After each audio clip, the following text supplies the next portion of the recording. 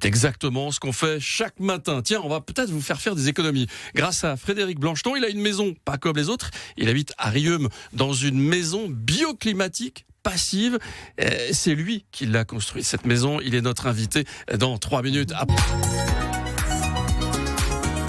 8h48 en direct à la radio, à la télé, ça se passe ici. Ça se passe même tout près de chez vous. Bonjour Frédéric Blancheton. Bonjour Franz. Vous êtes notre invité aujourd'hui. Je disais il y a quelques minutes que vous habitez une maison pas comme les autres. Vous habitez à Rieume, sud-ouest toulousain. C'est ça. Cette maison, elle est autoconstruite. Alors, vous m'avez dit, je viens de terminer l'autoconstruction d'une maison bioclimatique passive. C'est ça. Autoconstruction, on comprend à peu près. Ouais. Vous y êtes mis un peu tout seul avec vos petits bras. C'est ça. Sans doute aidé de quelques copains. Bien sûr. C'est ça, surtout l'idée. mon beau-père, je le Ouais. salue. Mais c'est quoi une maison bioclimatique passive ? Alors une maison bioclimatique, déjà c'est une maison qui va tenir compte de son environnement pour essayer de limiter le chauffage ou le rafraîchissement en été par des systèmes type climatisation, etc. On va profiter de l'environnement pour avoir tous ces apports-là. D'accord. Et passif, ça veut dire que ça doit répondre à certains critères. En l'occurrence, on ne doit pas dépasser une certaine consommation en été et en hiver. Et comment on arrive à ça ? Comment on arrive à ça ? Comment on peut ? Comment on sait ? Comment on sait ? Alors sur la partie technique, on se forme. Il y a des professionnels qui peuvent vous accompagner.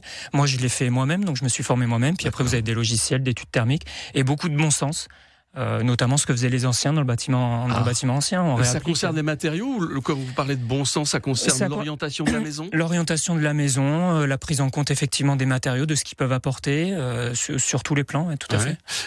C'est rentable financièrement d'avoir une maison ? Alors c'est vrai que la question se pose, si on regarde que les économies mensuelles ou annuelles, c'est rentable. Par contre, quand on commence à analyser le long terme, le sujet est questionnable. Ah bon ? Ouais. Ah oui. C'est questionnable parce qu'en fait, il y a une dépense. Plus vous êtes performant, plus il faut de matériaux pour être performant.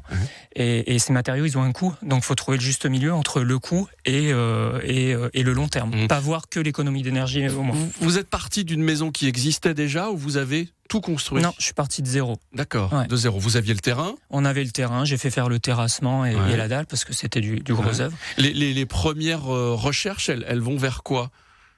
Elles vont vers l'habitat écologique, parce que j'ai fait l'association entre maisons passives et maisons écologiques, chose qui n'est pas forcément vraie.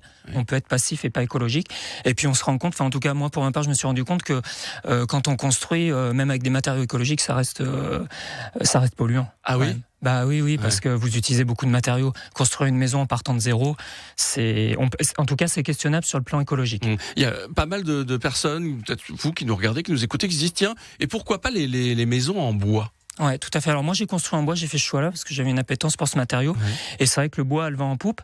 Maintenant, on pourrait se poser la question de si tout le monde commence à construire sa petite maison individuelle, est-ce que les forêts vont suivre à ce rythme-là, quoi. Donc en fait, il faut anticiper, il faut penser aussi que les matériaux, on n'en aura pas toute notre vie.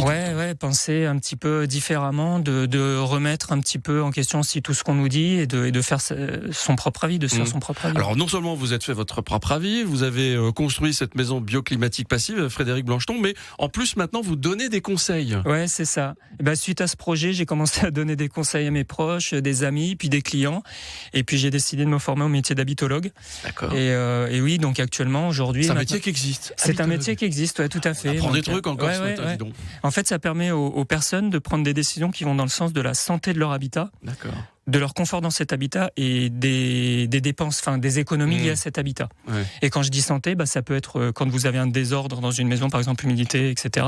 Ou alors vous avez un projet de rénovation ou d'achat, vous voulez vous assurer que le bien est en bonne santé pour pas vous mettre en difficulté. Puis après le confort, on pourra en parler. Là, on a terminé l'été, mais les problématiques de confort d'été, on parle beaucoup du confort d'hiver. C'est vrai. Mais le confort d'été, il y a de plus en plus de personnes qui souffrent de ça chez elles. Bon, alors si on a envie d'en savoir un petit peu plus, vous avez un site. Voilà, vous pouvez aller sur frédéricblancheton.fr. Et je serai ravi. Vous pouvez prendre rendez-vous. Il y a une visio, on fait une visio là. Et si ça marche, on va plus loin. Il y a pas mal de choses sur les réseaux sociaux aussi où vous êtes intervenu. Il y a un très long reportage. Ouais, tout à fait. Sur la chaîne de Papy Claude, donc sur YouTube, qui est la personne qui a initié ce métier. Je le salue d'ailleurs parce que c'est très riche d'enseignements. C'est très bien fait en plus. Vraiment très très bien fait. On apprend énormément de choses en un petit peu plus d'une heure. Et vous étiez aussi notre invité ce matin pour en parler. Mille merci Frédéric. Avec plaisir. Frédéricblancheton.fr pour en savoir un petit peu plus si vous êtes concerné par l'habitat, si vous êtes concerné aussi par la planète, parce qu'on le disait avec Frédéric, c'est notre planète et c'est important, il n'y a qu'une seule planète. Merci d'avoir été notre invité. Merci, bonne journée. Très belle journée.